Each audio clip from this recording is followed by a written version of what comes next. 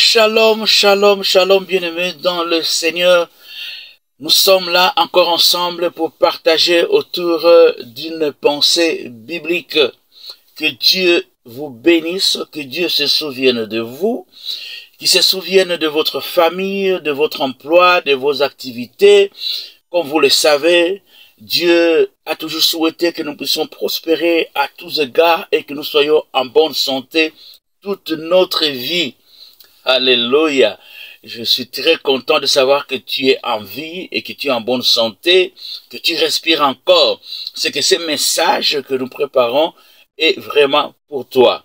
Nous sommes dans 1 Pierre 5:8 où la Bible dit « Soyez sobres. 2. Veillez. » Pourquoi? Votre adversaire le diable rôde comme un lion rugissant, cherchant qui il va dévorer. Nous sommes aux prises dans la vie à beaucoup de réalités. Et je tiens à rappeler que nous vivons dans un monde de confrontation des puissances, où il y a des pôles. Il y a un pôle positif, où il y a Dieu. Il y a un pôle négatif, où il y a le diable, les hommes méchants, les démons, tout ça. Et tous les jours de notre vie, il y a une sorte de confrontation qui se passe au niveau de nos pensées, au niveau de notre être, au niveau de milieux que nous fréquentons. Et les combats, c'est presque permanent. Voilà pourquoi Paul, dans le livre d'Éphésiens, nous exhorte de nous revêtir des armes spirituelles. Et ces armes sont autant offensives que défensives. Le monde ici est compliqué. Christ n'est pas encore revenu, donc le combat sera acharné. Mais n'aie pas peur. Si tu es enfant de Dieu, tu es dans les bons camps. Celui qui est à nous est plus grand que celui qui est dans le monde. Alors, je vais me focaliser sur l'expression « le diable rôde ». Pourquoi il rôde? Il y a plusieurs raisons. 1. Tu es hors de portée. C'est comme quelqu'un qui expliquait, prenez un cancrela, mettez-le dans une bouteille, mettez le bouchon, vous mettez la bouteille là-bas, soit dans un poulailler. Vous verrez que les poules et les coqs vont venir caqueter là-bas, tout ça. Mais aussi longtemps que le cancrela restera dans la bouteille, il ne cherchera pas à s'échapper, il est hors de portée. Le diable rôdera. Mais si tu crains Dieu, si tu marches dans l'obéissance à la parole de Dieu, chers amis, le diable pourra rôder pendant 1000 ans, 5000 ans, il ne t'atteindra pas. Est-ce que tu peux dire Amen? Il continuera à rôder autour de toi, autour de ta famille, aussi longtemps que tu es en Christ. Il ne te touchera pas parce que tu es hors portée. Nous sommes cachés.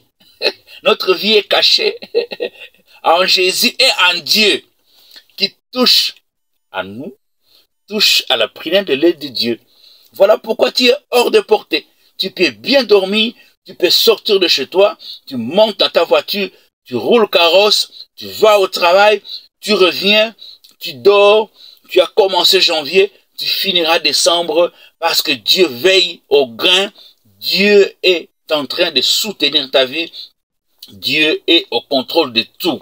Aussi longtemps que tu te laisseras guider par Dieu, tu seras hors de portée.